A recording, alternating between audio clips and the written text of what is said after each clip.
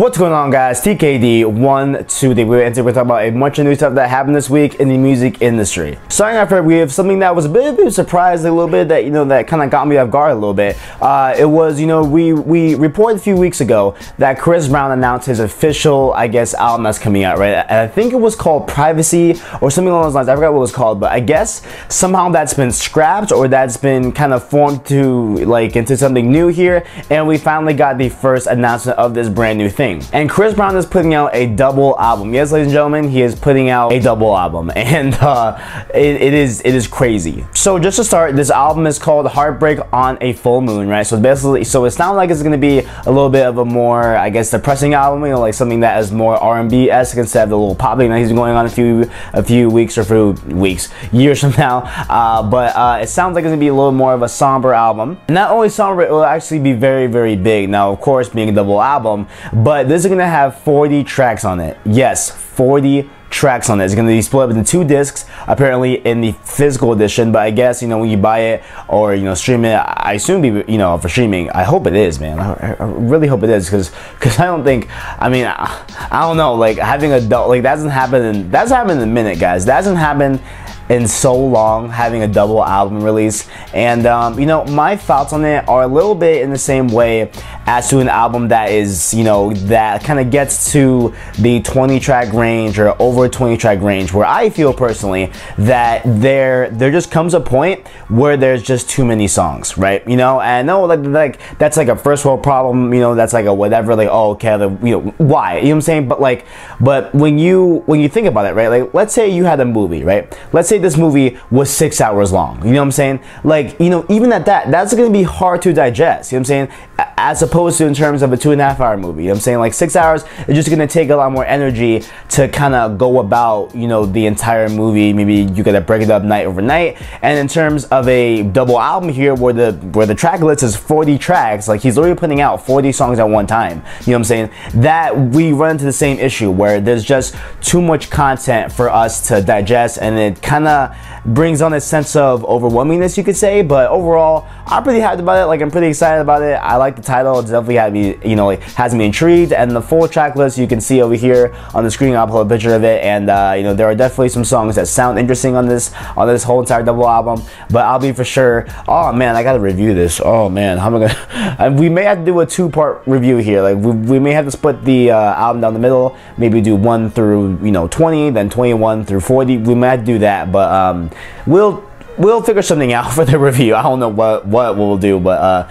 we'll definitely come around to it once it finally drops. Next up here, Travis Scott on top of the world right now in the music industry right now. He is on his Bird's Eye View tour right now, and apparently now he is being sued. The suing comes from Lord Cohen, I believe his name is, and he used to manage Travis Scott back in the day, but now, however, since then, Travis Scott has now, I guess, found new management teams, maybe some that better work for him, stuff like that. So now he does not work for Travis Scott at the moment. However, he is out for some money. Mr. Cohen claims that Travis Scott has not paid his full deal of the contract, and he is suing him for breach of contract. Now, in the actual lawsuit, it is claimed that Mr. Cohen was supposed to be paid around $2 million at this point, based off of a 10 or 15% thing of, I guess, value. I forgot what exactly it was, but it's for sure $2 million, right? And that's what he said he was supposed to be paid by this time. But ever since then, he has only gotten $37,000, and he's been trying to get this money since 2015. But with failed attempts and all that, he has now gone to the courts. And in a more specific term, he is going after Travis Scott's full accounting history, along with his earnings and what he was supposed to be owed. And so this will, I guess, tough into something that maybe will hopefully land in Cohen's favor if this is true. If this is true, if Travis Scott did not pay his end of the deal, I say, hey man, sue him, bro. Get your money. We gotta make it fair, guys. There was a contractual agreement here, and if Travis Scott broke it, by his side, he's got to pay up, man. That's just how it is. Next up here, ladies and gentlemen, the news we've all been waiting for. No, not the Carter 5. No, not anything else that we've all been waiting for. It is that the Rick Ross and Drake beef has officially ended. And when I first read this on Twitter, did any of you guys know that they were beefing? Because I sure as hell didn't. I didn't know they were beefing at all. And yeah, I saw a couple memes over the week about that, retweet if you didn't even know that Rick Ross and Drake were beefing. But apparently they were, and apparently apparently as of this week, it has been squashed. Rick Ross says that, you know, Jazz Prince set up a private discussion between the two, and they got to air out grievances, got to clear up stories, and got to, quote, focus on getting the 9 figures, as Rick Ross says. So I guess there was tension, I guess, with the Meek Mill and Drake beef, because, you know, because obviously Meek Mill was signed under Maybach Music and stuff like that. So maybe there was some issues there that maybe this could have stemmed from. But, you know, the beef did not really even, you know, extend to the public, really, in terms of Rick Ross and Drake, because, you know, we all know back in the day, like, Drake and Rick Ross made amazing music, bro. Like, we got Schemin', we got Dice Pineapples, we got Pop That, like we got so many hits from them too. And actually, you know, when you think about it, it has been a while since we've seen a Rick Ross and Drake track. You know, it's been a minute. So I guess maybe this beef really did happen. I guess it was just so low key that I didn't even realize it. And I guess, you know, now thinking that, you know, there hasn't been a track from them two in a while, I guess, yeah, I guess there was a beef. So I guess now it's over. So hopefully we will get more tracks featuring Rick Ross, The Boss, and Drake 6 God. Mr. Martin Shkreli back at it again. The crazy pharmaceutical CEO, business guy, he's back at it again, right? And we all know, you know, a few months ago we reported that he got a leaked copy or like a draft of some sort of the Carter 5 by Lil Wayne, and since then, you know, he has, I guess, leaked some things about it, and the most recent leak was that he leaked a track with Lil Wayne and Kendrick Lamar. Now, you know, I have not personally heard it because, you know, I just, you know, decided to stay away from it just because I want to, you know, I kind of want to save my anticipation and kind of let that still cook within me until the Carter 5 officially drops. You know, whenever Lil Wayne says it will drop, and when it will actually drop, it maybe turns of Rock Nation, who knows? You know, look back at last week's video to see that reporting. But beside the point, this seems pretty legit, you know, just because Martin Shkreli, you know, actually does have a early draft of Carter 5. So I guess, you know, the only thing, you know, that we can take away from this is just that Kendrick Lamar is confirmed on the album, which is great. And I feel like, you know, even though he has a draft of it, I feel like a Kendrick Lamar feature would stay on the final product. So like, so that's not here or there. That's pretty much obvious. Like, if you have a chance to get Kendrick Lamar on your album, you're gonna want to keep it. Like, you're gonna want to take that deal. So we will see shortly. Hopefully this year. That's our prediction, guys. That's my prediction. I think that we will see the Carter 5 finally in its final form, and it's all of its glory, all of its basking in glory, all of its glitter everywhere. There's probably won't be glitter on the album, but in all of its glory this year, 2017. That is my prediction. If I am wrong, I don't know what I'll do, but I'll make it up to you guys. Back on to some Drake 6 God news, and this comes from a few months ago, right? So in January, in preparation, you know, for Drake going on his Boy Meets World tour in Europe, he, you know, went there about a week early, whatever, like a couple days early, and, you know, was just hanging out, you know, with the folks or whatever.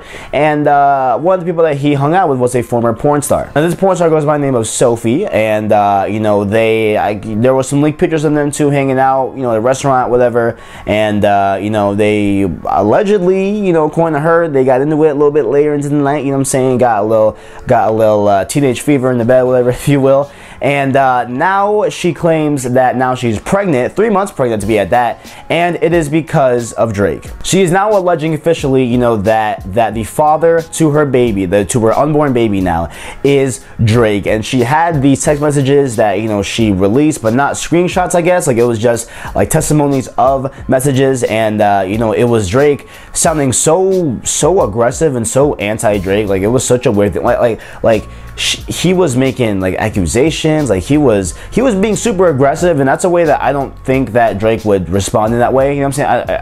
I just don't see that personally, you know. Obviously I don't know the man, I don't know his personal life, but I just don't feel like, you know, Drake would, you know, threaten a girl or, you know, do all that crazy stuff that, you know, that she alleged that he did. And of course, in those messages, Drake obviously denied it, and you know, said that this girl is just out for money, and you know, that homegirl won't get a dime, basically. And so that's pretty much what it comes down to here. And there hasn't been official word from Drake. I don't know, but I know, you know, they both have lawyers. They're both working it out in the court systems and all that. However, what did come out is that sources are claiming that Sophie was also hooking up with another unnamed rapper that, you know, I guess they all want to go unnamed at this point. And you know, they're pretty sure that is the kid's father, is the other rapper, not particularly Drake. So we'll see what happens with this. I'll keep you guys updated. I don't think this will go any far, because I really doubt that, you know, Drake is the father of this child. I really doubt it, but we'll see. A lot of people are pretty hyped that Frank Ocean is out of his recluse stage of, you know, dropping an album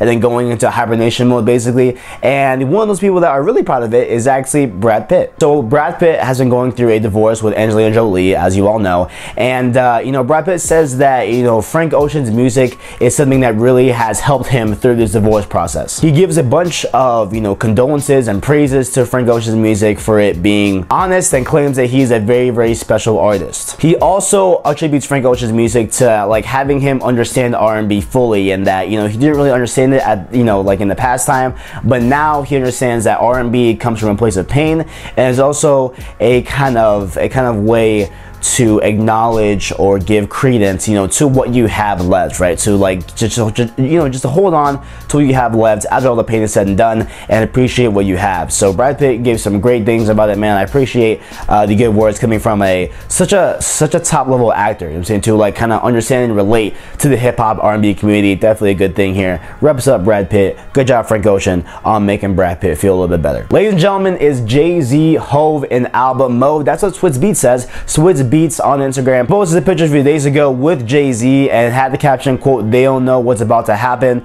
album mode zone." So apparently here, according to Swizz Beatz, according to a high-end producer for Jay-Z, apparently, this could mean that Jay-Z is dropping an album this year. And you know, a lot of people are pointing to this being true because Jay-Z is now headlining a bunch of festivals as of late. He is, you know, going to be on stage at a bunch of different spots here coming in the few coming months. So he's definitely active right now. So that is definitely pointing a lot of people towards him actually dropping an album this year. We'll see what happens, guys. I'm pretty happy about it, and of course you will get a review from your boy TKD. Of course I will review that album once we get it, and we'll see what happens. Last thing here, a couple nights ago, Nicki Minaj did some nice charity work for the people of Twitter, and she was out, you know, looking for people that had straight A's and had a bunch of student loans or tuition, and she was, you know, saying, hey, I'll pay it if you can prove, like if you can provide sufficient evidence that I can actually go to the school. I mean, not go to the school, but actually check in with the school with the grades, right? Like if I can get evidence from you people that you have straight A's in school and you have a gratuitous amount of college tuition debt or student loans, she says that she will pay it, right? And she was doing this for a couple of hours here at night, and I saw on Twitter, like I just saw a few tweets in there and there, and of course I had to put my hat in the bag. You know what I'm saying? Like, I have to get some of my stuff paid off because, you know, I'm about to go to ASU. Things are about to get real expensive for me, but I got no luck there. However, I do have straight A's, so you know what, man, I kind of want to start a campaign here. I want to start a campaign. If you watched this video up until this point, I want you to leave a like on the video. I want you to go on Twitter and do hashtag pay KD's tuition. I don't know, like at Nicki, whatever. I don't know, whatever. Make up a hashtag, guys. I don't know what to do. Make up a hashtag. Get my stuff paid. Let's do this. But she paid around $30,000 that night, and she says that she may do it again, you know, in the coming weeks or so. So hey, man, Nicki Minaj, that is a great thing to do, man. Thank you for all the love and support for us college students, because you know we out here. We're out here grinding, boys. We out here grinding so hard, and I appreciate it, Nicki Minaj. And that's all I got for today. If you enjoyed, make sure to like, subscribe, and share down below. I appreciate y'all visiting me. Thanks for watching, and as always, I got you.